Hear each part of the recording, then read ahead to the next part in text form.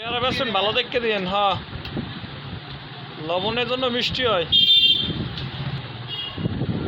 আগে একটা কারেন্ট তো খাইয়ে দেখতে মিষ্টি আছে নাকি। 41 কত ধরলেন কেজি? 50 টাকা ধরেন না ভাই, আর একটু ধরেন, জীবনের শেষ চিকিৎসা মনে করিয়া।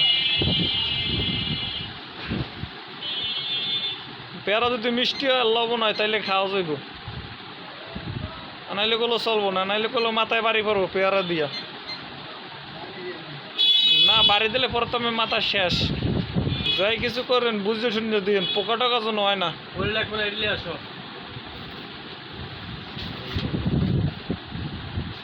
পেয়ারা বেছেন ভালো দেখে দিন। হ্যাঁ, লবণের জন্য মিষ্টি হয়।